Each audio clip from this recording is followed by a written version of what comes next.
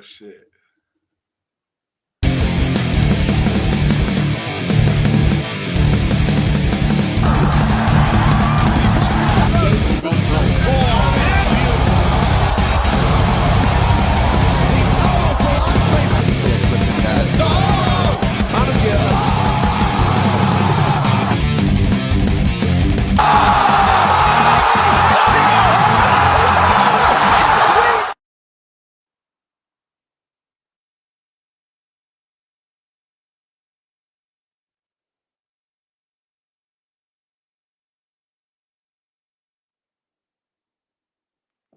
Got sound?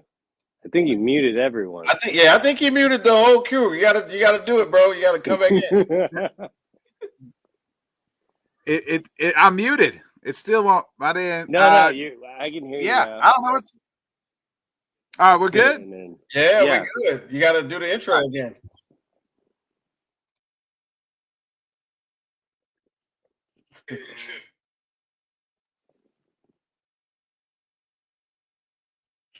Oh. Now he's just muted. I can hear Whit. Right. I was about to say, how in the heck am I not hearing? Hey, well, I'm gonna do it for him. All right, so we in the building. Let's go. 1, 2, 3. Good evening, ladies and gentlemen. Thanks, Mike. The intro replayed on my end. Technical difficulties. Good evening. Yeah. Technical difficulties on my end. It's all good. Fight fans, welcome to another great episode of Headkicks and Haymakers. I'm your boy Bodkins. Of course, I'm always joined by my brother Bobby Blunt and your boy K Whit, baby. Boys, it is UFC 321 fight week, but before we get into this week in the pay-per-view, we got to start. We got to address what happened last week in Canada. I'm not too sure if Dan Miragliotta needs to be fired, but what some awful judging or awful refereeing that was. And then most importantly, RDR quits on the stool. I'm not buying that his team threw the towel. I mean, he looked gassed, but I think he's still, to me, as a fighter, you should want to go out there. He's now released a statement, said like he probably should have never took the fight. He should have listened to his body more. But Brendan Allen gets the big win. Bobby, I'll start with you. Your thoughts on RDR? Anything else in Montreal? I mean, it's such a weird thing to even get into because the card was, I mean, for more or less kind of going great. And there were definitely some bizarre moments that were, from the officiating, ironically, the same ref. And, there was one sequence in a fight where Dan Miragliotta called the fight off. And in his mind, the clock expired when, I mean, technically there was still a few seconds left. And you figured, oh, he's just going to hold that L and that guy's going to get fucked over. But then ironically, the fight resumed. So the guy that won ended up having to win twice. So it felt just kind of bizarre, just in general, like a black eye on the event because of it. But at the same time, I mean, I guess the story really is Brendan Allen and kind of coming in with a perfect game plan to shut down RDR. I mean, granted, RDR seemed to kind of shut down himself. He alluded to not taking it. I have really no problem with sending him back out there. After the second round, it was pretty obvious he was not going to, he just didn't have it. I mean, he looked completely gassed, was looking up at the clock.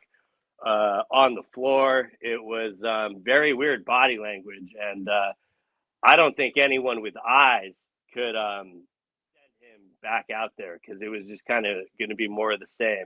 I get the whole go ahead. I get that it was more of the same, but at the same time, like it's not like Allen was laying a beating on him. You know what I mean? Where he was just defenseless. Like to me, like you got to go back out there for five and give it everything you got for 5 minutes and like show your warrior spirit. You know what I mean? Like show it. everything that you got, and just maybe you connect on something, or maybe you pull a submission. Imagine Anderson Silva against Chael Sonnen, right? Like, what if he would have just gave up, or something like that? I'm just saying, stranger things have happened here in the world of the MMA. So like that's why I think you gotta go back out there. I get that argument, but to me, it just reminded me of. I mean, he kind of alluded to it. He probably shouldn't have taken the fight, and granted, he did take the fight, so that's the scenario that he's in. But the scheduling just kind of wore on him. Like, he's, coming out of one, he couldn't really get fights, and he kind of alluded to the whole reason he was able to do the 4 fights this year is because he hadn't been too active in one, so he was kind of saving his body. But I don't know if it was the 4th weight cut that caught up with him, but he clearly did not look like himself. I mean, the first round, he kind of looked fine. I was kind of shocked how quickly he, wanted to grapple. He, didn't try throwing anything to the body like we've previously seen. But it kind of reminded me a little bit of his first fight with Mearshar, how he looked just very kind of sloppy and just not himself. But, I mean, he was able to get the win in that fight. The difference in this, he just seemed to have just nothing left. So it definitely will kind of be looked at as a black. I mean, I know for a fact Rob in the space was livid the entire time, burying him. Couldn't believe. Speaking of Rob, yeah, no, and I've been. He's probably been waiting to get in here all week and just say how RDR just completely disappointed him as a fan. And I get that aspect of it, but at the same time, I just did not think anything was going to change. So I kind of do buy it is the corner, just because when you see a guy in that condition, how are you really going to send him back out there? Because, you might as well take your L instead of taking further damage and stuff down the line. But I get the aspect of he quit, fuck him, he's never going to be a champion. Like, it'll be the high extremes. But I do think with proper time and rest, he's still a tough out for a lot of people at the top of that division. It just absolutely was not his night. And, credit to Brendan Allen. I really hate that the entire story is just that RDR is, came in just ill prepared, because I do think he had a great bounce back from that first round and was able to kind of tire him out. And, it was good to see Bilal in his corner. I think I like that fitting. I think in future fights, that'd be a great corner man for him because Allen's is never correcting the mistakes after like that first round goes. So it was like good to see someone in his corner that could get through to him. And I'm happy to see him win. Agreed. And before Wick gets here, my last thing is then, to me, like, RDR probably, like, he should have pulled out the fight when Fluffy pulled out. And that and shit, imagine what Fluffy was thinking. Like, fuck, I should have just stayed in. I would have been able to get through. Like that. I mean, that had to like hurt on 2 fronts. Yeah. Wick, go ahead. Your thoughts on last Saturday? Yeah, man. So y'all know me. I'm one of those guys, man. I'm watching it with my eyes and my mind, and I'm wondering what's happening. So let's start from the beginning, man. Round 1, everybody, including myself, and we could hear the commentary. It looked like a really dominant performance from RDR. He had him in dominant position. He had the leg triangles, cutting off his circulation. He was going for chokes. He was, the pitter patter that happens when someone is on your back. We know what that looks like. We've seen it before. Bobby, you know that. Botkins, you know that. But somewhere in the second and that, between mid-second round, third round, Brendan Allen was just more, I guess, ready to take advantage of the moment is like a really good term. He looked like the fresher guy. That's what it comes down to. But even in the He sense looked of like he didn't take it on short notice. yeah, Sorry thank to you. cut you That's off. that's what I was getting to. He looks like, and everybody was making the commentary about him. Oh, Brendan Allen and RDR training in the same gym, but they don't want. Brendan Allen doesn't want to work with RDR. He felt like he was going to be a competition eventually. Yeah, so he looks like he was going. Well, since you got to fight, I'm gonna be ready for a fight, just in case. I mean, and it paid off. Once again, we're referring to Fluffy Hernandez being in there. My wildest imagination is to say, like, how ready was Fluffy for the fight? Right? If it was going to be like that, like where in preparation for this fight did RDR fall short? You know what I'm saying? Because this should have been the match to catapult him towards where we thought as UFC fans when he comes in champ from one. This was supposed to be the fight that puts him in the place where we go, okay, we get it now. Put him up there in the top, get him top five, gets him to the championship fight. I don't necessarily know what to think at this point because there isn't a injury report somewhere out there. It's not like he broke a rib or his fingers broken, foot's broken, something like that. This was just him being outworked, and even in the sense of him being outworked, does that strip away some of the shine that was on him, so to speak? Because we talked about it when he first came in. We was like, yo, this guy is serious. If you look at it on when he beat Robert Whitaker, it's the big sign, Right. When you looked at it, when we looked at it on Tapology, we was like, oh man, Renier DeRitter, look at all of his finishes. He's out here subbing everybody. There's no way that he can come in here and just be, ass. But this is one of those moments where we have to remember there is a bit of a discrepancy between the UFC and other promotions. And this is kind of one of those moments where we go, so you were where now? You used to play with who? Yeah, welcome to the big boys right now, dog. You should have been ready. I don't care who they put in that. I don't care who they put in that ring. And the idea of what I thought or who I thought Renier DeRitter was coming into the situation where we got a chance to see him, take out Bo Nickel and Robert Whitaker and da-da-da. Yeah, he should have. And I'm not downing Brendan Allen by no means at all. But we thought this was going to be a walk. This was going to be a route. This was going to be it. But for some odd reason, when Fluffy pulled out, maybe even before Fluffy pulled out, he was unprepared to take this fight. But for now, I want to throw out there big shouts out to Brendan Allen, taking advantage of the moment, going out there, doing his call outs, saying some really big names, maybe, biting off a little more than he could chew with some of the names he called out. But when you got that space, you better do it, boy. Like you better, and even if he would have lost by split decision, I still would have gave Brendan Allen some props today. But nah, he gets all the props for going out there, putting out the best effort, working when he wasn't necessarily, promised anything at all. And hopefully, of course, taking the fight on short notice, he gets a little more cheese in his pocket. So big shouts out to Brendan Allen, man. You gained a fan this past weekend for sure. I mean, I've been a fan of Brendan Allen. I'm glad he got the win. I just didn't like the situation. I kind of get it again, like from the corner aspect of trying to save your guy. But to me, it's not like he was all beat up. You know what I mean? It's not like Brendan Allen was just beating the brakes off of him as far as like punches wise, and he couldn't see, and he was super compromised. It was just cardio. He was just tired.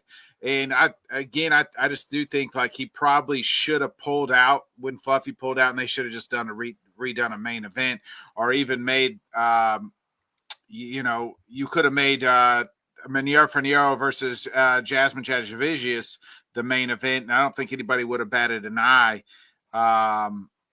too much on it. I wanted to get back to the refereeing real quick. The first, you had the mistakes in the Kyle Nelson Matt Frivola fight where Dan Maligata is about it. Bobby alluded to it. 3 seconds left, stops the fight. Kyle Nelson looks like he's going to win via TKO. the fight continues, which is wild. Kyle Nelson does win, and then you get to the Mike Malott Kevin Holland fight. And how many times does a man got to get kicked in the dick before they, give the man a penalty? Like, poor Kevin Holland's taking it to the balls a few times. Like this, these things got to be fixed. I said, man, yo for yo, Kevin Holland. This is not. That's about as best as you can get. It like to me, I don't even care about the point. It's more. I mean, Dan Murgliata literally told Kevin Holland, if you do not continue the fight, you will be DQ'd for getting kicked in the nuts.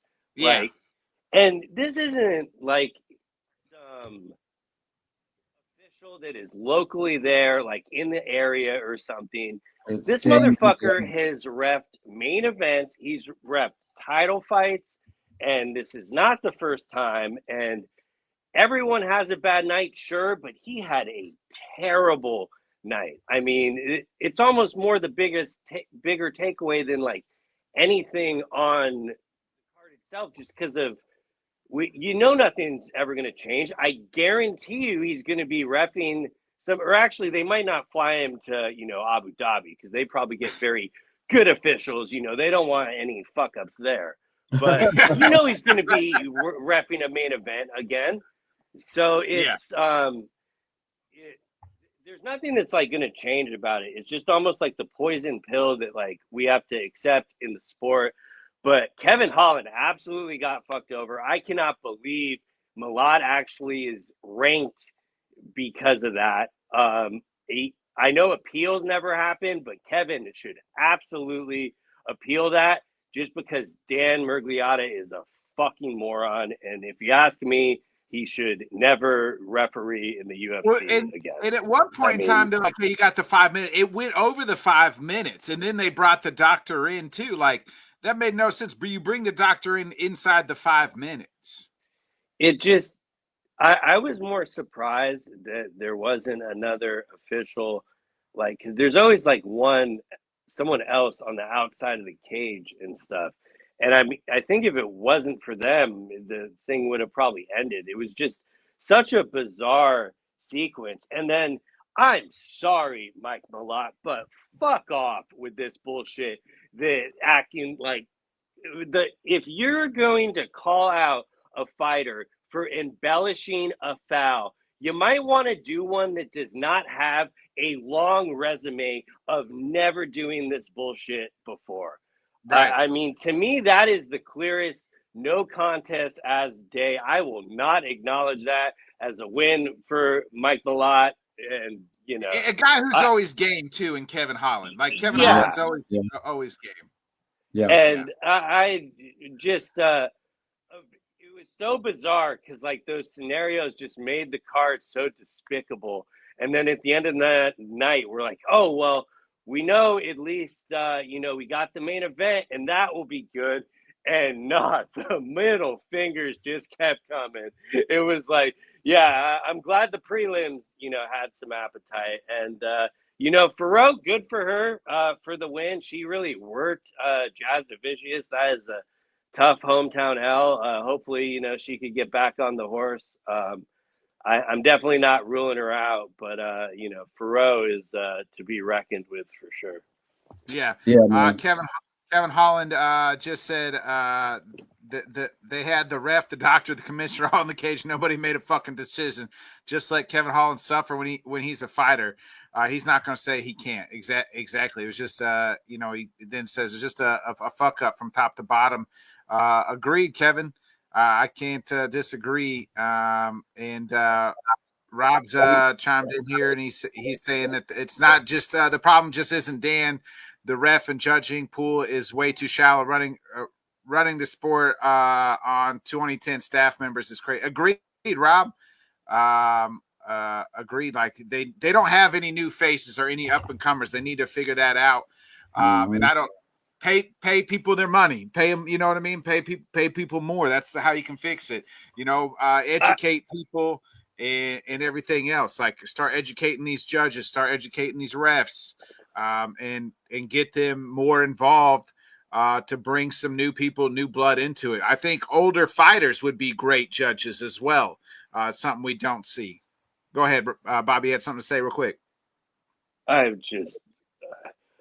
should probably stop talking on it because I'm just going to keep saying hateful shit. Like, you can pay these motherfuckers more money and they will be that employee that takes the raise and does not do dick.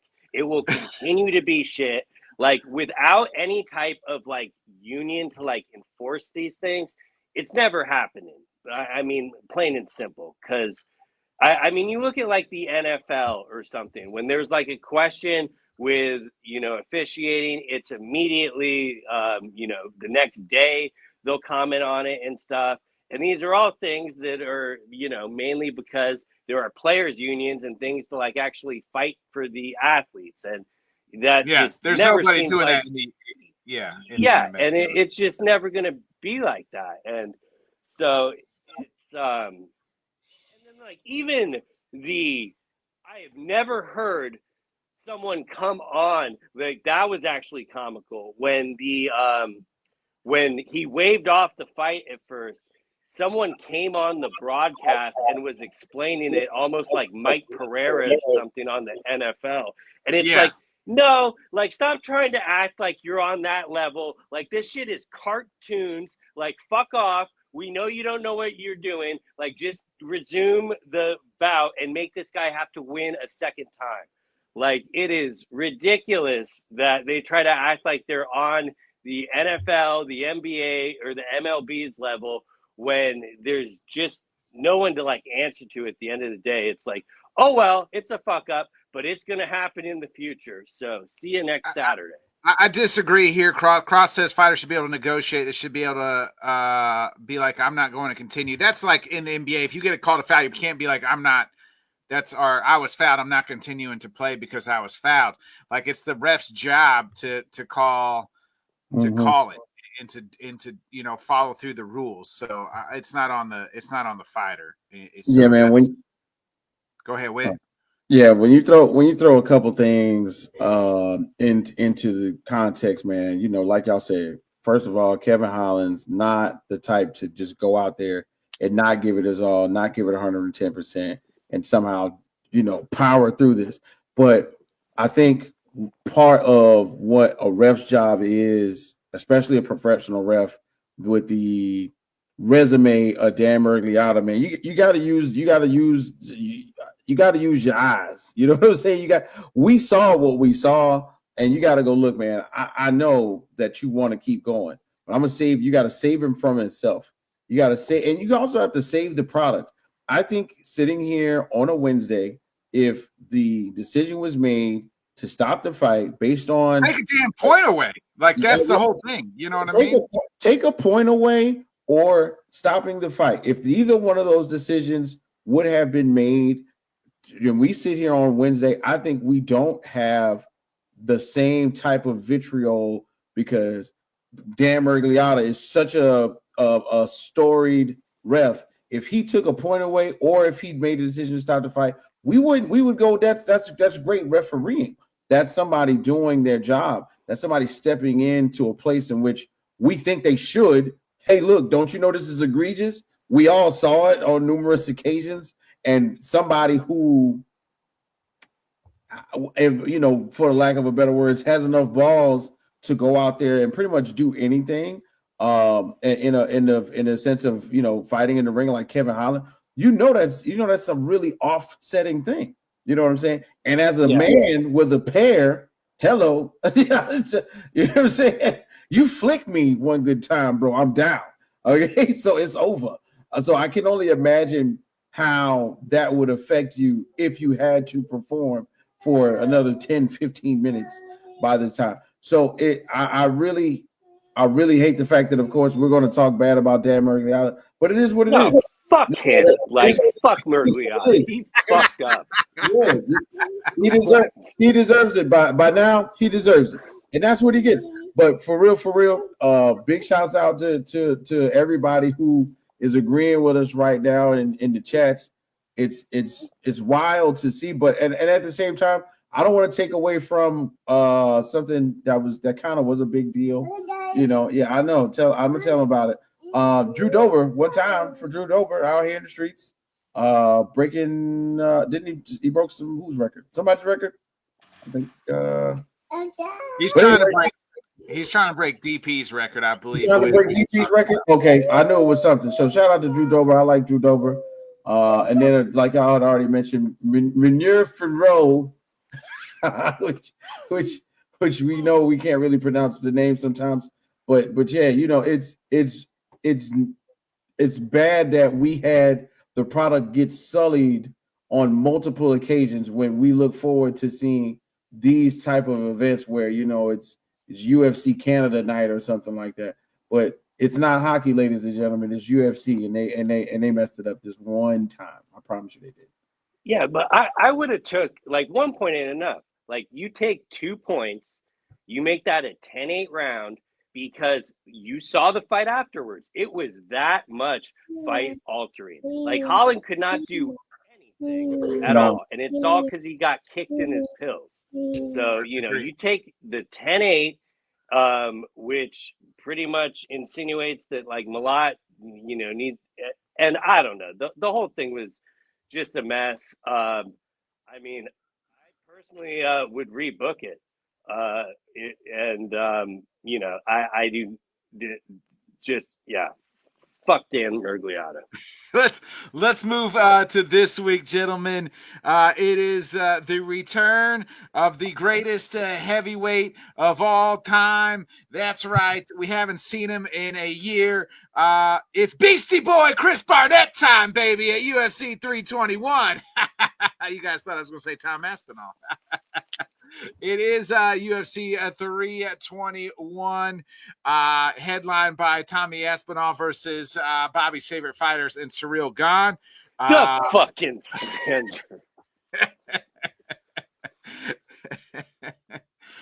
This card is you look up and down.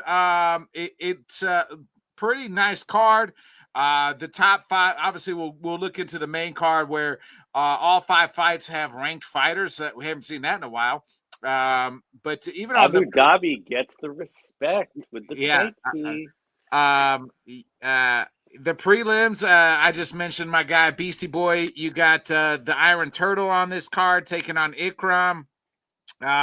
You got I like to call Nascarat, however you say his last name.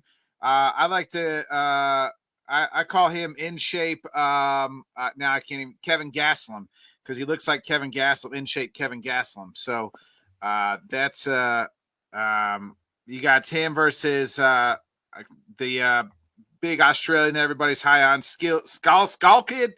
But Wade, I'll start with you. You got Rebecca on this card as well. So there's some bangers on the prelims. Walter Walker is on this card as well. Remember, he was got taken off the prelims, or off of the Brazil card. I think he's taken on. Is that Louis Sutherland, the guy that said he was going to suck Dana's toes from the contender? No.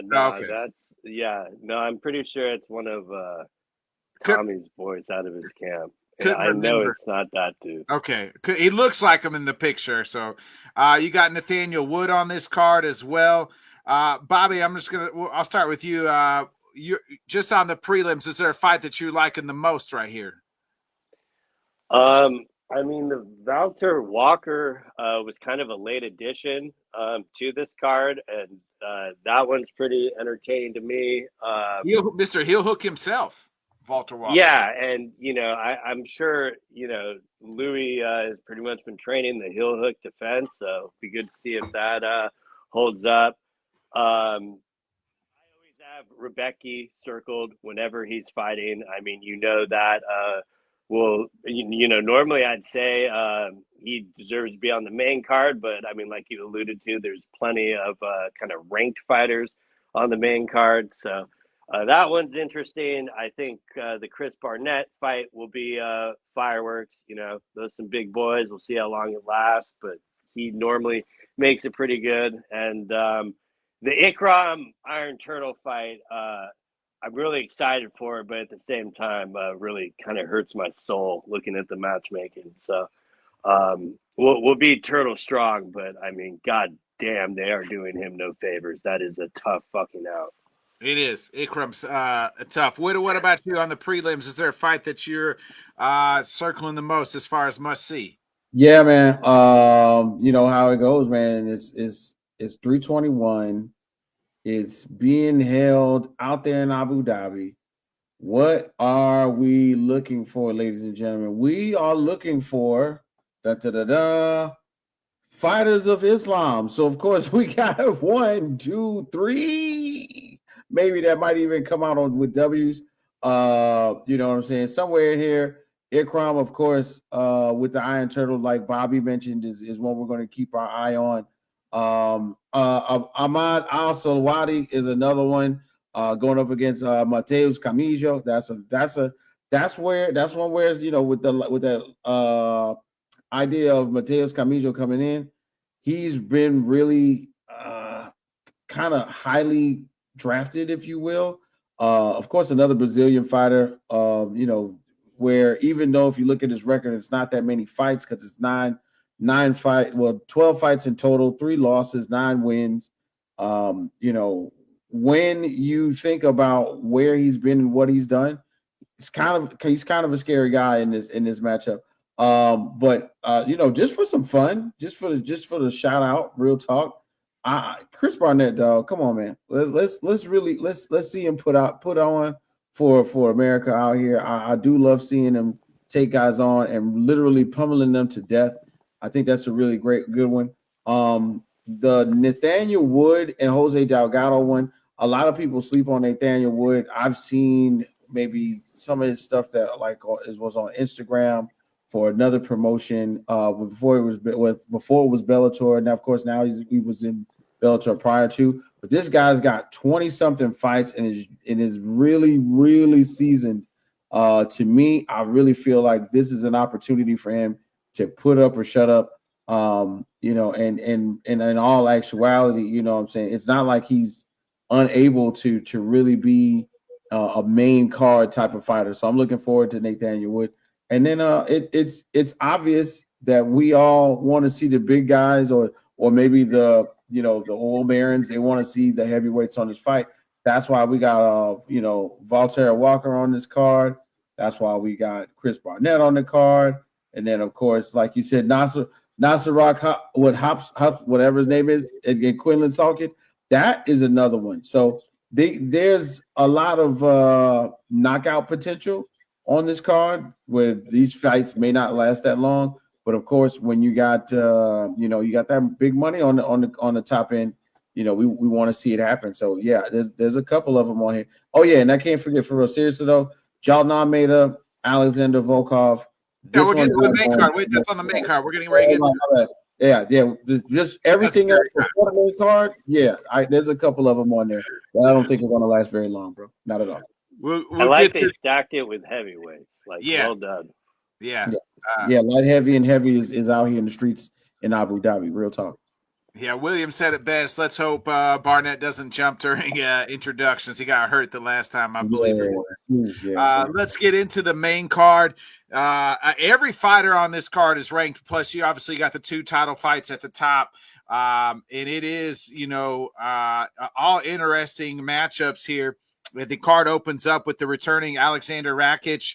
We haven't seen him in over a year's time. He is on a 3-fight losing streak. I mean, it's really been like 4 years technically since he's won a fight. Now, some of that was due to injury. He has taken on, I don't even know how to say the guy's name. Wait, you want to make a crack at it? Mazur. Asmat Murzakov? Yeah, Murzakhanov or something like that. Asmat Murzakhanov. That's what it looks like. Hey, that's why you're here, buddy. It is number 7 versus number 10. Murkoff is 15-0, 11 wins by knockout, 9 first-round finishes. So his fights end early. Whit, I'll start with you. This is an even fight. Both fighters, Rakic is -105 and Asmat is -115. Yeah, man. This is pick 'em on this one. Of course, we like Alexander Rakic here on the show. We've seen him put on some really good ones. Of course, recently he's been on some losses, but it's been some time. But can he do it again? I'm talking about a year or so ago when he was doing when we saw the Magomed Ankalaev fight. We were thinking that Rakic was on his way up. I remember us having that conversation.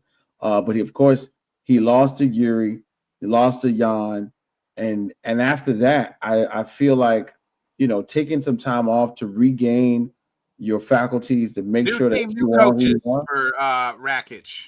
Yeah, you said new coaches, right? New team, new coaches. Yep. Right. Regaining your faculties, getting into a new place, a new space, and kind of regaining a little bit of that edge that he had in the past is what I am expecting. Do I think that he can just go in there and knock out Azamat? I do not think so. But it's meant to be a close fight. It's being slated like this for a reason. Let's not sleep on Azamat. But let's see where we got. Let's go to Tapology real quick, just because 72% of the people on Tapology, that's out of 1,481, are going with Mazakhanov against Rakic on this one. I guess maybe they're looking at what's been going on with Rakic with those 3 losses from last year, and they're saying he is not going to bounce back a year later. I myself personally, I'm going to go the other way, man. I'm looking for Rakic to do this one. I'm looking for him to do it by decision, though. I feel like he's going to start slow to kind of get his bearings. You do not want to walk in there against Azamat and get your head, get the top blown off, which is obviously what he does because he's got 11 wins by KO.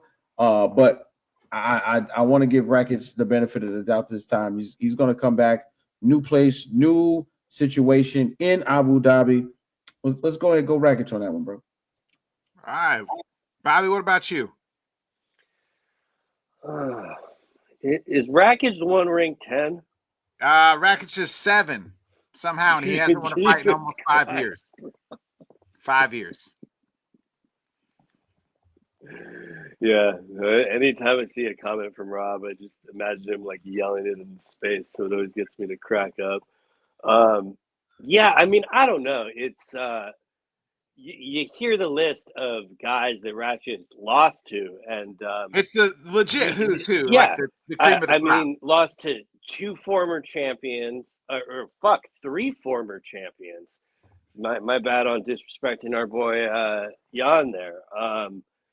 And I don't know, kind of like Whit was saying, the time off might do him good. I mean, granted, Azamat has been, doing quite a bit of decent work. He's been a lot more active. So I'm kind of surprised it's even, though, with the layoff. I mean, that kind of just shows right there that you got to put some respect on his name. I mean, normally when someone's coming back in for a year layoff, they'd be like a probably 2-1 underdog, especially if they're fighting someone else that's been active. So I think, it's a decent test for,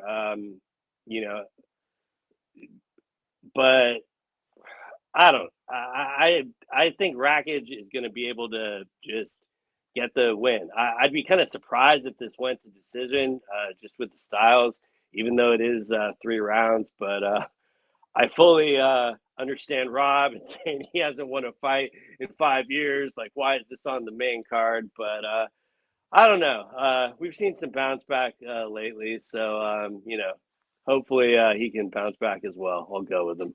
Yeah, Rakic's last win was against Thiago Santos, March 6, 2021. So immediately shattering any confidence I had on picking him. And me picking him is probably a death sentence, so he's probably going to get smoked. Yeah, before that, he had a win against before that, he had a win against Anthony Smith. Then he lost to Jan Blachowicz in 2022. That's when he got hurt in May. I believe he tore his ACL. Came back in April of last year, lost to Yuri. Then came back and lost to Magomed in October. So this same type of card, the Abu Dhabi card last year. Here he is after a year off. Like I said, he changed teams. Mr. Did he say Osman. which team by chance or no? Yeah, I think. Hold on, I might be able to tell you. I don't know who his team was before. It's just his team is Gym 23. That's. I don't know what the fuck who that is. Okay. Yeah, I was just more, so many people have been popping up with Nitzik and stuff. I was wondering. Maybe. Nah, I don't think so. Okay. Osmot's 15-0, never lost. So and it's a pick'em. Isn't that wild? Yeah. I mean, on what he's been doing, that is just, I don't know. I think the line's very telling. Maybe it's more the style of the fight, why it's like that. But, yeah. William says Dominic Rakic 2.0. Who the fuck is that, Jim? I have no idea. I'm just telling you what ESPN's telling me. So check this out, right? I'm looking at Tapology, right? I'm looking because I wanted to know too. Tapology once again strikes as I get to dive into this rabbit hole of who the F is MT Gym 21 out of Vienna, Austria. But the names may not strike you as household names, but the wins and losses on this chart will, if you click on it on Tapology. And I'm saying though, they got some guys that have been winning in the past 5-6 years. You know what I'm saying? They got a couple of good wins, some good subs, some good knockouts with TKOs. So maybe, him transposing himself to where he is currently at MT Gym 23 is it may help a little bit, man. Like you said, so many losses in so many years. It's crazy. I'm going Asmat, baby. Give me Asmat, stay undefeated. Asmat. You're like, fuck his team. It won't make a difference. Fuck his team. Rakic is boring. Give me Asmat to get it done. We get to the next fight, and it is how about the UFC? Always taking care of their people, right? We know after a year ago in December, we felt like Volkov beat Cyril Gane, and Dana's on video saying, "Hey, we'll make it right. We'll make it right to you." Well, that guy that he beat in with our own eyes, that the judges gave it to Cyril Gane, is fighting for the title, and Alexander Volkov draws the card of none other than Mr. Jolton Almeida. This is the number 2 heavyweight versus the number 5 heavyweight. Volkov is the slight underdog at plus 185. Almeida, slight favorite at minus 225. Almeida, we haven't seen Volkov since that Cyril Gane fight in December. We did have Almeida hasn't fought since January when he beat Spivak. He's on a 2-fight winning streak, has won 4 out of his last. Well, really, before that, he's only has 1 loss on his record, to be honest with you, and that was against Curtis Blades. Well, he's 22-3, but 1 loss at heavyweight. Volkov has fought the all of who's at heavyweight. Bobby, I'll start with you. Your thoughts here and the great favor that Dana White did Alexander Volkov. Well, I'll touch on the favor in a sec, but did you just tell me he's number 2? Is that not the biggest troll job in the world? They put him at 2. Like, here you can have the ranking, but this is meaningless anyway. So I would say, as far as the doing him a favor, they are. I mean, this to me is the number 1 contender fight for who's fighting Tom next. Yeah. And it probably is already a tough sell to continue to be going with rematches. But I think if he's able to get a victory against Almeida, who is a beast in the division, and, they're pretty high on talent-wise, I think it would definitely be enough to kind of – so, yeah. But at the same time, I get the slight because I don't think I'm the only one in here that does not think Cyril Gane won that last fight. And he lost the last fight. Cyril lost to Volkov. He did, but Yeah, unfortunately, with the wonderful judging and you look it up while I'm ranting. Did Dan Mergliotta ref that fight? Because I would, if he did, I mean, I would just guess maybe because of his size, just throwing it out there, it'd be either him or Goddard. And I know I'm getting off topic here, but if they actually fly Dan Mergliotta to Abu Dhabi within 4 days, I'm gonna lose my fucking shit. Like that will be just a bridge too far. Hey, But, somebody in the comments, go check Dan Mergliotta's Twitter and see if he's getting off of a plane, ladies and gentlemen. We need to know, is Dan getting off of a plane in any of his pictures on Instagram? We need to know now. Thank you. But like getting back to the heavyweights, like I love this fight. I think it's a good addition to be on there. I do agree with your sentiment. Like, damn, like they are really doing him no favors. I kind of figured hey, we'll make it right is we'll give you a winnable fight to have you keep the spot, or I don't know, maybe we'll just decide not to give Cyril Gane the title shot because we've done that so many times and he's done nothing to fucking earn it. And but we're not talking about Gane yet, thank God. We're talking about and I don't know. I definitely probably would favor Almeida in this just for the grappling side, but Volkov has kind of gotten used to people trying to take him down. But I do think, especially with it being 3 rounds, it might be difficult for him to do that the whole time. And I would say, though, every time Almeida has looked kind of beatable, has obviously been more on the feet. So if Volkov can keep it on the feet, I think it would be pretty entertaining because, I don't think Almeida is like afraid to strike or anything. I would just kind of favor Volkov in that. Keep him at a distance, use that length. Yeah, and that's going to be his best chance, keep him at the distance, use the length, and avoid the takedowns. But make sure they comb the hair during the in-between rounds.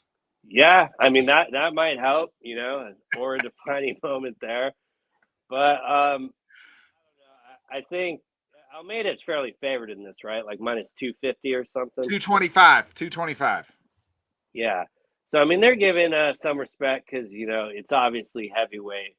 But I think if Almeida is able to have the fight that he wants, I would see him probably getting the victory. But I can't really rule out Volkov to, be able to get it done.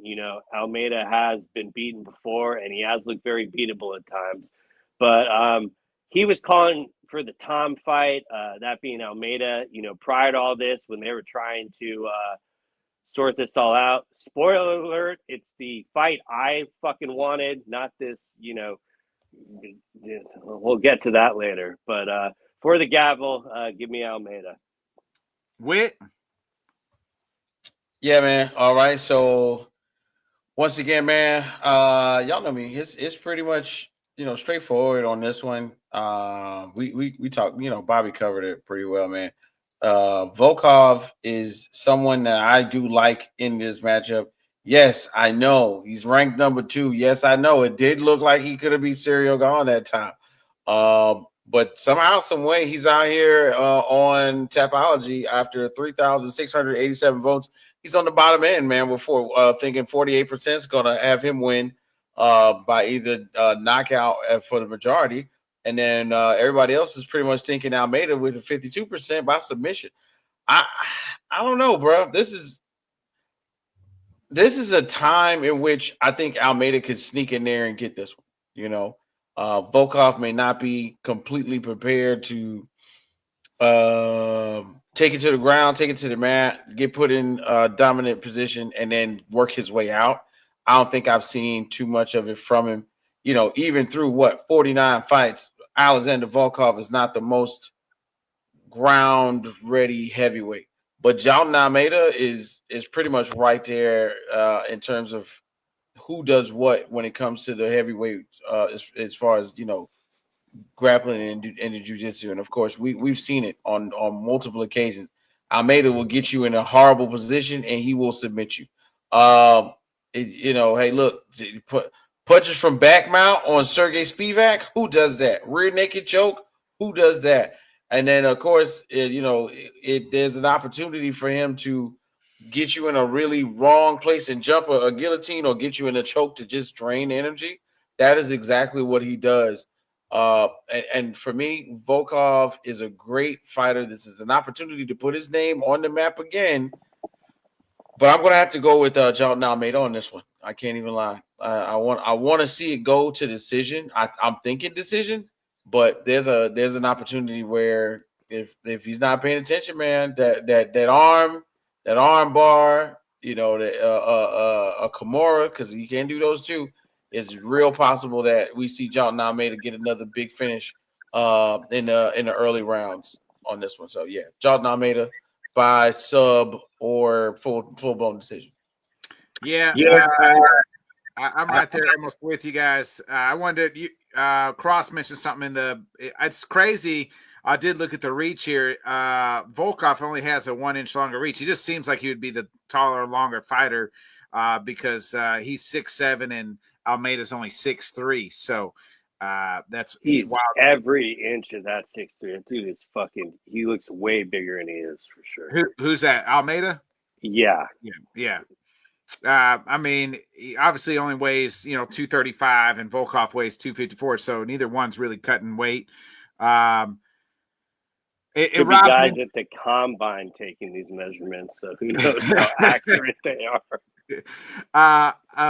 Rob probably said it best, as Volkov is very inconsistent. One fight he looks, when he beat the other Russian, what's his name? I thought you were going to say Cyril Gane. When he beat, when he beat Pavlovich. Yeah. When he beat Pavlovich, it was unanimous decision, but he just beat him for 3 rounds. It wasn't even close. That was eye opening to me. And then, he had the close fight with Cyril Gane, but John Almeida, his own lone loss is to Curtis Blades. And really, I tell everybody, Curtis Blades beats everybody but people who punch hard. And that's because he gets knocked out at that point in time. And Almeida was having success in that fight before he finally got caught with the elbows takedown and got caught. Yeah. I'm going Jonathan Almeida. I think he's probably next for the title fight, maybe, depending on some certain things. Let's get into maybe another number 1 contender fight, and that is in the bantamweight division. It is number 2 Umar Nurmagomedov coming off the title fight loss, taking on everybody's favorite hater, Mario Batista. Number 9. We haven't seen Umar since the title fight earlier this year, back in January. When he lost to Merab. Mario Batista has been on a nice run here. He's 16-2. The last time we saw him was in June, where he beat Patchy Mix. Before that, everybody's favorite when he beat Jose Aldo. So Batista gets his biggest test to date. He is 16-2. Umar 18-1, but Umar, the heavy favorite here. That line is insane. That was my first note. At minus 625 is Umar, and then Mario Batista, the dog, at plus 455. Whit, I'll start with you. Your thoughts here on what a lot of people are saying the number 1 contender in bantamweight. Yeah, man. Bantamweight. All of those fans of the guys coming out there and getting it on. This is where you're gonna meet your maker on this one, bro. We talk about Umar Nurmagomedov, and I don't know if you know, but y'all know where he's from? Anybody have an idea? California. California. I don't know. Right, but party. Somewhere out there in Dagestan, he's, this is where he's at. And I don't know if you know, but he's got a brother out there in another promotion, and they are both somewhat cousins. Are they brothers? I think they're brothers. They're not. I swear they're brothers. The Nurmagomedov brothers. Because if you look at them, they look the same. They are. I'm talking about. They favor one another. Anyway, the point Cousins is, of Khabib. cousins. Hey, they're cousins. Khabib's cousins, man. And when we saw him lose to Marab earlier this year, that was the first time we really got an opportunity to see what a better gas tank and more polished wrestling looks like. Besides that, we have not got an opportunity to see anyone do such a thing to this particular young man. I am in the same mindset that the skill set that he had before is still the same skill set. He just met someone who was better and more prepared. Broke his hand in the fight. Broke his hand in the fight too. Yeah, broke his hand in the fight and still kept it going. And even got an opportunity to get out there and throw some good punches, even with the broken hand. So, with a healed hand, with an opportunity to wrestle some more, is our guy going to take an L? I honestly have to disagree with anyone who says that Mario Batista is not game. I disagree with anyone who says Mario Batista can't win this fight. I disagree with anyone that tells me Mario Batista does not deserve to be in this fight. But at this point in time, I am honestly thinking that Nurmagomedov will be on a rampage to get back to face Marab and take what he's learned and what has probably been, drilled in his head from, being back home in Dagestan after taking a tough loss and implementing it against Marab. I don't know. They look the same because of generational inbreeding. Look, somehow, if I want to get a side by side up right now, while I think the cousins for sure. I don't know if the Nurmagomedov in PFLs are they brothers or not. I don't know. While Bobby's doing his picks, I'm gonna find this out. But in the end, guys, I really feel like Nurmagomedov is on his way to trying to get back to Marab because it's not very many times that we see those fighters take the losses that we seen him take. And I don't think he's gonna let anything get in his way. No shots at Batista. His 2 losses are crucial losses, but there is only 2 for a reason. I think this one goes decision. I think they do the thing that they do best, where he keeps him at a really big disadvantage with the ground game. But we've seen Umar swing out, so there's a possibility that actually, this is a point battle as well. So I want to go with Umar on this one, but I'm going to go decision all the way. Bobby, who you got here? I mean, this is easily the most anticipated fight on this card for me. It's not even close. I mean, we'll get some, interesting heavyweight fights and stuff, and that's all good. But this fight definitely means something. I'm glad they're finally giving Batista like a highly ranked, respectable opponent. It's more than, time for that. And, he keeps winning, and the promotion, like last time, they didn't even give him a post-fight interview when he made Patchy look like a clown. So, I mean, and they're really, they're giving him an opportunity here, but it's definitely a tough opportunity, especially with coming back. I think you need to take the time off with the broken hand. It makes sense, no reason to come back later. Originally, I thought this fight was going to be 5 rounds in a main event. And I think when they, made the decision that Islam was always going to be on MSG, they, pulled Umar from this. Because I thought this was originally announced as like the Qatar event when before they, announced the other fights and stuff. So I was kind of expecting it to be 5. I think it kind of deserves to be 5. I think it'd be a lot more entertaining if it would be 5, especially like Mario always has that pace to just like kind of wear on you and slow you down. And that plays out a lot better over 25 minutes than it does for 15. I mean, especially when these guys are like that highly ranked. But I think the line is pretty wild to me. Like, I think a lot of that is the Nurmagomedov name. Which is probably like very justifiable. But I would think the fight would be a lot closer than what the odds would suggest. I think it's really just going to depend on if Umar could get the takedown immediately, or if Mario is able to nullify that.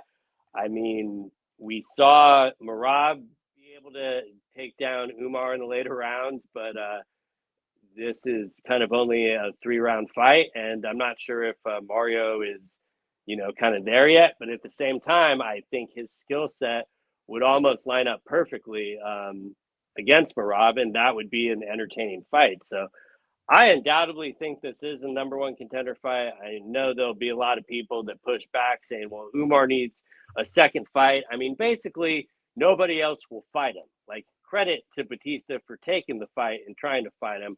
All these other names you're calling for, they're not signing the dotted line. So people are going to be picky and choosy.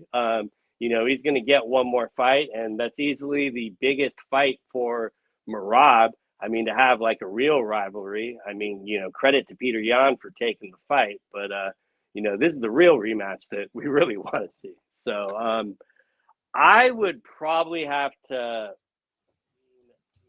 I think the only one that can beat him in the division is the current champion. But would it shock me if Batista was able to somehow figure out a way to get this done?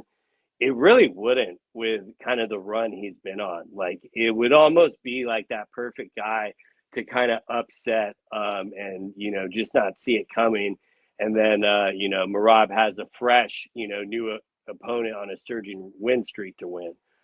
But I don't know. Every way I come back to it, I just think, especially with the 3 rounds, Umar will figure out a way to just get it done. Yeah, Mario's on an 8-fight win streak. He has become the ultimate hater. Seems like, this man was booed out the building when he beat Jose Aldo. People were booing him. Even though he won. Like you mentioned, they didn't even give this man an interview after he beat Patchy Mix. Sometimes in life you just become the villain. You see yourself in the villain, and sometimes you see yourself as the dog on the card, baby. I'm going with Mario Batista at plus 455. He gets it done, pulls off the opposite, and faces Merab because everybody hates Mario Batista, baby. Yeah, I mean, for an underdog call, it's hard not to give that a twirl, because that is pretty wild line. It is a wild line, and he is the ultimate villain. And I'm gonna keep rooting for Mario Batista because everybody else hates him. Hold on, guys. Got to fact check. The ultimate heel. Go ahead, Whit. It's so they're cousins. Both hail from Dagestan and are part of the famed Nurmagomedov fighting family, which includes former UFC lightweight champion Khabib. There we go. Yeah, Mario Batista's become the heel that he never thought. He's like that heel that he just became the heel because he became the heel. Not like he had a turn or talk shit on the mic. No, he's just the heel because everybody hates him because he's beating all the heroes. Yeah, I mean, guys like that get great win streaks like this will just always get the hate. And then, fucking idiots like Kyle Baharo will still have a fan base like, oh yeah, he can do no wrong. And I get he doesn't have a fan-friendly style, but hey, people say the same shit about Merab. So, if he gets the win, he'll probably definitely be next in line. But I got to side with Umar still. Let's go to the co-main event. It's actually a rematch from a couple years ago. As we know, Whaley has vacated the strawweight title, so this is for the vacant strawweight title. It is Virna Jandiroba, but I can't even say her last name. Or Rahul Rosas in the female version versus Mackenzie Dern. Dern had won the previous matchup. Dern is the slight favorite at minus 155. She is 15-5. Virna is 22-3. They did fight. When was the last? Hold on, I want to see when they last fought. It's been in 2020. So it's been a couple years, 5 years since Mackenzie Dern beat her. Bobby, I'll start with you. Who you like in the co-main event and the new strawweight champion?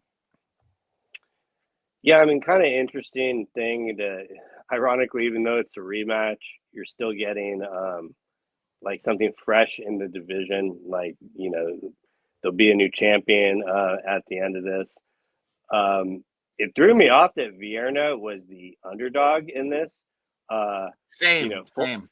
Full disclosure, I assume that would be the dog of the night on the card for you, not the gigantic swing like Shinya Otane, swing for the fence in Batista. But mad respect, I could, it'd be fun to see play out. But I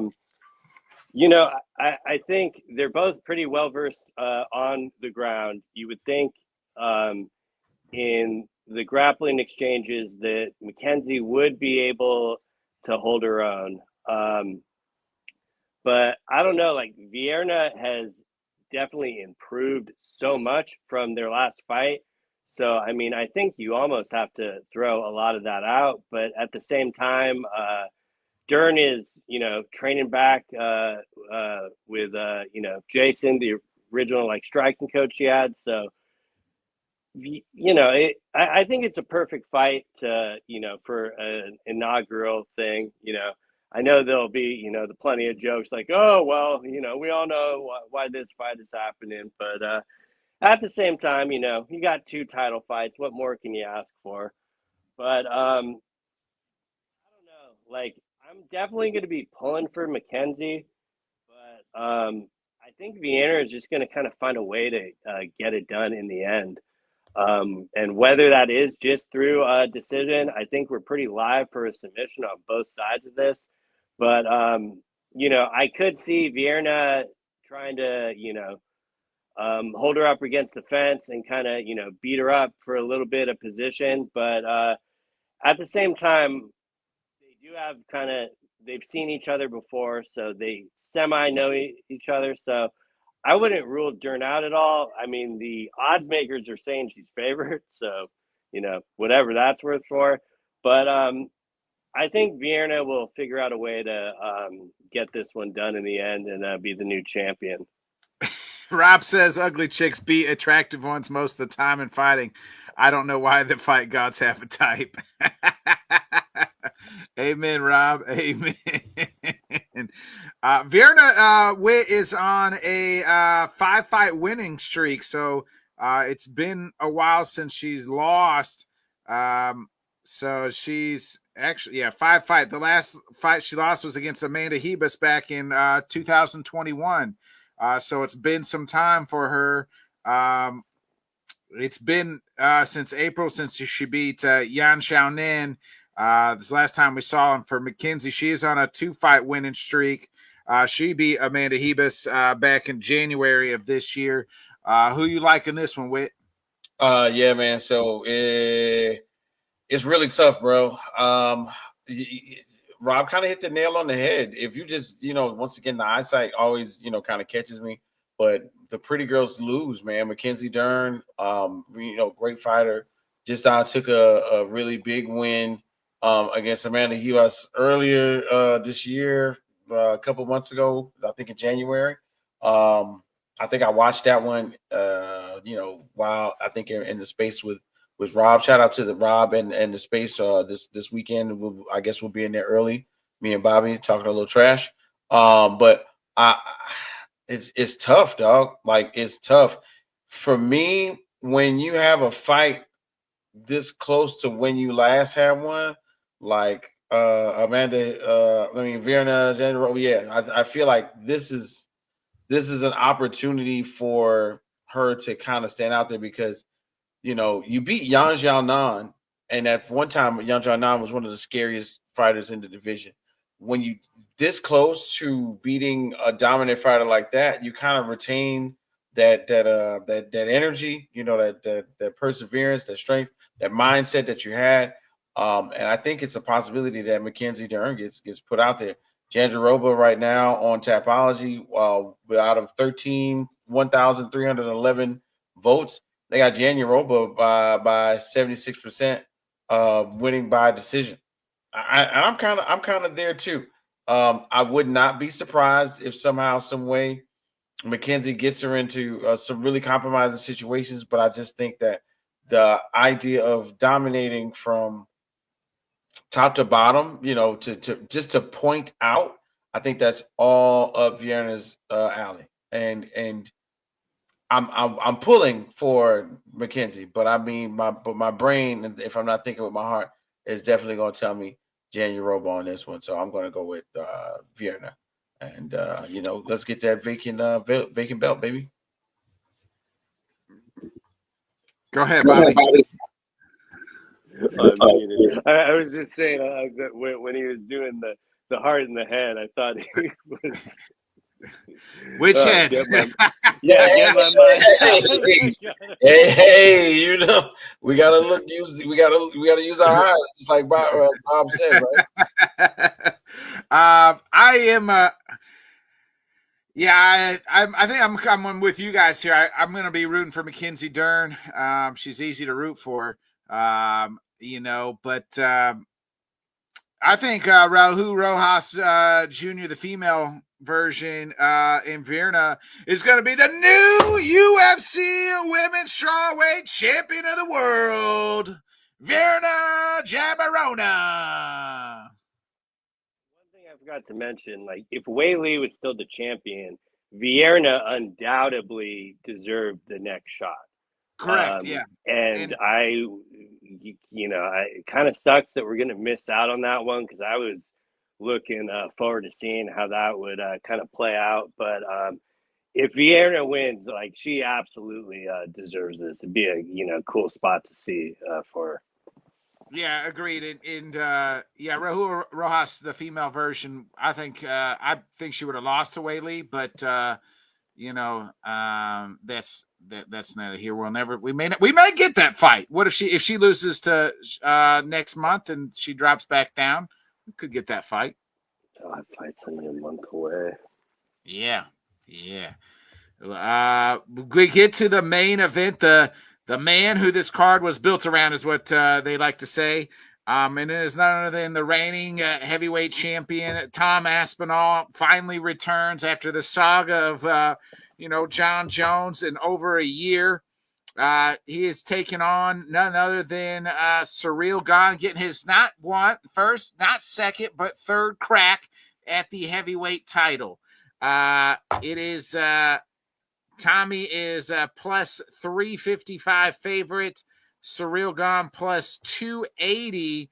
That's, I think, DraftKings on ESPN Bet. They have Tom Aspinall minus 400. Ciryl Gane plus 300. The last time we saw Ciryl again was that Volkov fight back in December of last year. So it's been quite the layoff for both heavyweights. Not the heavyweight title fight that we were thought we would see, but nonetheless, here we are, Bobby. Does Ciryl Gane have any sort of fucking chance? Oh, of course you have to phrase it to me that way. Oh, God. I mean, What's the pressure? Let me ask you guys this. What is any pressure on Tom to try to beat him faster than Jones? I don't think so. No, not really. I mean, it's I at one point thought that, and then I came to the realization that it really doesn't matter like what he does. People are kind of still gonna, they just need to see it, and or John Jones needs more tape. But I don't know. Like you asked.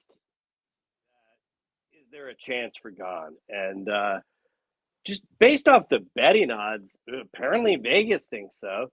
I mean, you have Umar, who's a 6-1 favorite, and this match I would put far more in that price range than what the odds are. But I don't know. I mean, they both been off, and every scenario where Gane wins, like with some caveat, like, oh, well, Tom has had, knee issues in the past. Like, what if he like slips on some ice, or, if he gets injured, or, if he goes into the fight with 3 broken ribs, or if he, but I haven't like really seen anything like, well, what if, Cyril Gane is just able to maintain the distance and have a great, takedown defense and stay off like, it's always a scenario where like Tom is fucking up.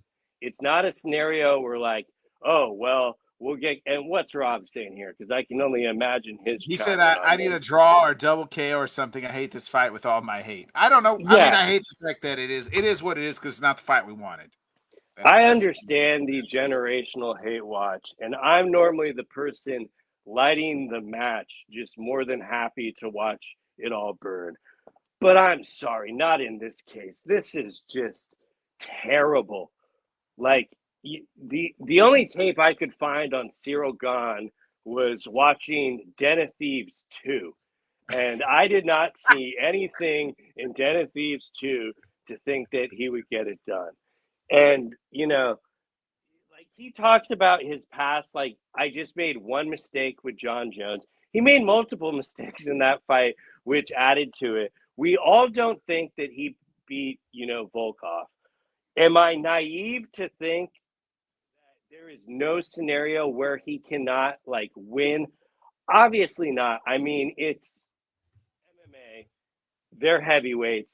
It's a huge sport. But I just emphatically despise that opinion. Like, fucking, I would expect Aspinall to use his grappling, maybe strike early, but just with everything that he's seen with Gane, I don't see how he does not go for a takedown, get the takedown, and find the submission. We saw Francis Ngannou, who is not known to wrestle or anything like that, wrestle and takedown. Well, that was also on a torn ACL too. Like, Agreed. Imagine if Francis like had both of his legs, and I mean, I don't know, like if for some reason Gane gets the top position on Tom in a reversal or something, I just think he'll go for a leg lock or something. Like, I just trust Tom's fight IQ a lot more than Cyril Gane. Like, shout out to if he dies, he dies. Like a true Frenchman, that man despises Cyril Gane. He doesn't want him representing France MMA. Like, he, prefers Imavov. And like the real guys, they're like actually good at, mixed martial arts. And I just, it might sound bitter here, but I just don't think that Gane deserves this title shot. And it's kind of irrelevant to breaking down the fight. But I just hope Tom fucks him up badly, whether that's knocking him out or finishing him. If you're asking me, is there pressure on Tom? Absolutely there is. But like in our scenario of how we view it, like in reality, I don't think Tom cares about any of that. But like you see in his interviews, he's like already playing with the media, like, I'm hoping to get a controversial decision. And I mean, we need more of that in the sport. Like, we need people to be comical about the situation they had. So, give me Tommy Aspinall by what I mean. I don't think it was any secret that I was going to not pick Gane in this fight. And if you want to watch the world burn, more power to you. But this man does not deserve the heavyweight title, and I just hope he emphatically loses. And then, Tom can get back in there, fight the winner of Volkov and Almeida, and just get activity going. Mark Francis. No, that bullshit isn't happening. Like, or save Alex. your breath. That ain't happening either. Or like, John Jones. No, none of them want to fight him. That's for next week's show. That's for next week's show. Yeah, we'll save that rant for next weekend. But yeah, Tommy Aspinall for the gavel. Whit, your thoughts? Does Cyril Gane have any fighting chance? All right, guys. So we're gonna do this just like normal, man. All right, we already looking at it on Tapology. The numbers are speaking eerily towards what we're already kind of leaning towards as a whole right now. Minus 25, minus 425 for Tom Aspinall, and plus 320 for Serial Gone as a moderate underdog. That's on Tapology, of course. And then out of 2,906 voters, 94% are saying that Tom Aspinall will win by either knockout or submission. So we're looking for like a rear naked choke or something like that, because I really don't know Tom to do anything too fancy. It's like, how does Serial Gone? My thing is, and I'm not. And let's be honest.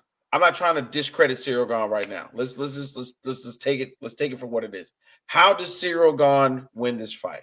By sticking and moving, by keeping out of arm's reach for Tom, who can possibly pretty much out wrestle a lot of the people in this heavyweight division. Experience and cardio kind of play into it a little bit. We saw Serial Gone go toe to toe with Ngannou.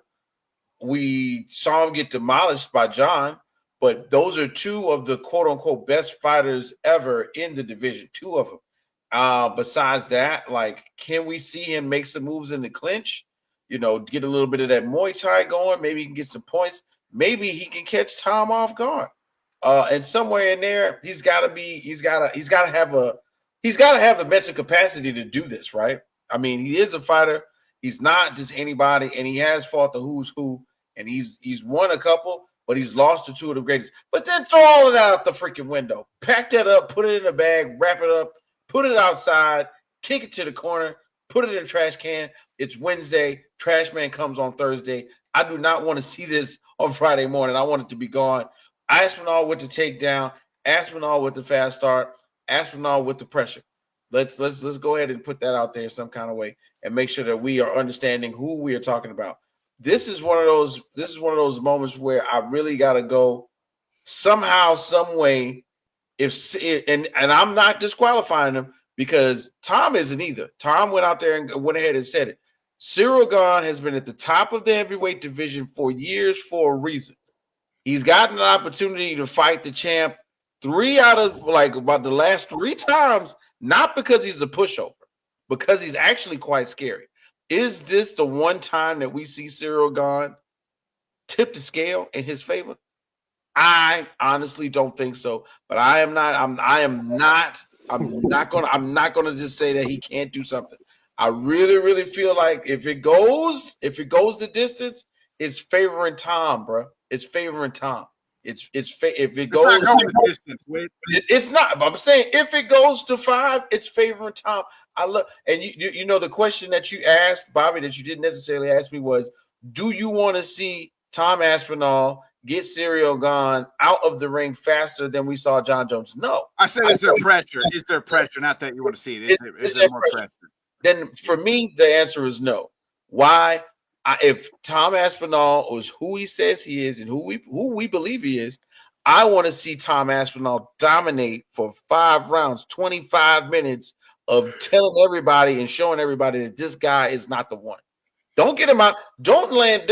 Of course, there's a possibility to knock him out like Bodkins wants, but I want to see Tom put him in a corner and make sure that we understand that there's levels to this. And Serial Gone, although really good, is not on Tom's level, and there's no other choice but for Dana to either cough up that money and give it to John, or cough up that money and make good with Francis Ngannou. That's it, and that's my point. I don't want him to get him out. I do not. You got Ian still and all that. Right? But I don't want to see him win the fight in 30 seconds. I don't want to see that. I don't want to see. I promise you, I don't. I will turn the TV off. I will be in Rob's space. I will be selling out. I'll be pissed. But I want to see him. I want to see him by unanimous decision, no questions asked, top to bottom. Get Serial Gone out. 5 rounds. We don't need all that shit. But what I'm saying Yeah, is, no, don't play with your food. Get it done. Fucking Like, get his ass out of there. but if it is the case where we see Cyril Gane put on a show or a display that he can be match for match with this one, I want to see Tom show him that, look, bro, it's not the one, and that's just me. Yeah, he's going to show him in about 2.5 minutes in the first round. Go ahead, Bobby. You had something to say real quick. Yeah, just before you went, I just wanted to point out, like, the reason I'm so confident in this is mainly because Tom is, like Whit said, he's not taking Cyril lightly. Like, he's putting in the work and he's taking him very seriously. And that's pretty much why I think, I just think he's going to be able to get a finish, whether it's submission or and granted, it's definitely hard to, finish Gane unless you're John Jones. But I feel like if it goes to decision, he will never hear and I doubt he would give a shit. But it's just going to, add to that. Yeah. Yeah, but it's just going to add to that. I just want there to be kind of no doubt, but it's probably irrelevant, but it's just, my personal preference would be a finish for sure.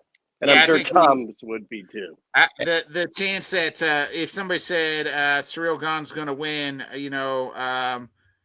my quote would be, I believe that when my shit turns purple and smells like sherbet, So that's how I feel about Cyril Gane. I mean, he shouldn't be even in here. This is his third crack. I don't know what would be next for him once he loses his fight. I've been doing this podcast in some variation with for about 4 years, and from probably episode 3, I said Tom Aspinall will be a future heavyweight champion, and I have nailed that prediction and then some. I've always been a fan of Tom, and Tom will get it done. And yeah, Jones has got at least 3 tweets in his dress. he's had him in there for 13 months. You took the words out of my mouth right there, Will Robin. Thank you. I think I'll put the over under at 10.5, William. Tweets that Jones has got saved, ready to just light it up. But he won't be able to, because Tom Aspinall will get it done inside the first round in a round and a half. Give me Tommy Aspinall, and still UFC heavyweight champion of the world, baby. Listen, it's got to be one of those occasions right now where we want to see what John says. Okay, we want to see. But at the same time, if John is not what John says, I don't want to see what John says. You don't. I understand. But the world is going to have their phones in their hand, waiting for that John Jones tweet to scroll by, and then we're going to see 26.5 thousand retweets of whatever it is. Whether he goes, congratulations. There won't be any tweets because Tommy's going to handle his business, and that's over. John's gonna go, I got Cyril Gane out of there way quicker than that. It's gonna be something. And whatever it is gonna spark the controversy and the debate once again to keep John Jones' name relevant. And I am once again in the capacity of saying John's is still the best fighter that I've ever laid my eyes on, besides maybe Anderson Silva. But at the same time, if he ain't coming back to put it out there I'm talking about for Alex, for Tom, Francis Ngannou fighting PFL in Nairobi, Nigeria. I do not care. He just wants to fight at the White House, allegedly. Hey, the White House fight, he ain't fighting at the White House. Nah, he's not doing that. No. My prediction is that after the fight, Jones will tweet answering Pereira's challenge to take all of Tom's shine away. Good there call. Is, good call. Yeah, and I've just it's already in the drafts. It's coming. Yeah, good call, Bobby. Good call. I like that. That's Jones's style. Yeah. Take the shine away. Take the shine away. Yeah. Whit, you got anything else going on the rest of the week before we get up out of here? Hey man, to be honest with you, bro, this is actually a great week. I am so excited. This is my favorite time of the year. Even though I am not the biggest baseball fan, I'm so interested in this World Series. I'm gonna be checking that out. Right now, college football. NFL is happening right now. That is the wildest thing. And then, of course, just the other day, yesterday, the NBA decided to go ahead and get us ready. And tonight we have the NBA on ESPN for the first freaking time. It's so weird saying the NBA on ESPN instead of NBA on TNT. I'm going hard right now on sports. I can't wait to talk again on Tuesday. Make sure you guys, if you got a moment, to check out Rec Room Sports on Tuesdays at 10. I'm trying to get Botkins in one of these days when I switch the days up because he's always working on Tuesdays. And of course, we're going to try and get my guy, Mr. Bobby Blunts, in because he's a huge Heat fan. I can't wait for him to tell us how the Heat are going to trade away their pieces so they can get more pieces so that they can get later pieces when the pieces don't work out. I can't wait. I'm definitely going to be drunk on that stream. Bobby, any final thoughts before we get out of here? No, just fuck Dan Miragliotta. You better not be refereeing that main event. I am going to lose my lid if he does. Enjoy the fights. And I can't wait for early fights. Yeah, Bob, we you got to got wake up midday fights. So make sure to for go you. It's out like and, at 9 a.m. Pancakes and knockouts for you, my friend. Yeah, no, I'll definitely be able to touch plenty of grass after the card is over. So can't wait. Yeah. Appreciate it, Rob. Thank you. We'll catch everybody back here next week. We'll talk about all things UFC 321 and the who and what's next after that. So be a friend, tell a friend, folks. Like, subscribe, share. We'll catch you later. See y'all. Appreciate everyone in the chat. You guys are so great. Peace. Did I hit the end stream? I don't know, though. Did you? Thanks so much for joining us, and until next time, let's talk sport, friends. Thanks for watching.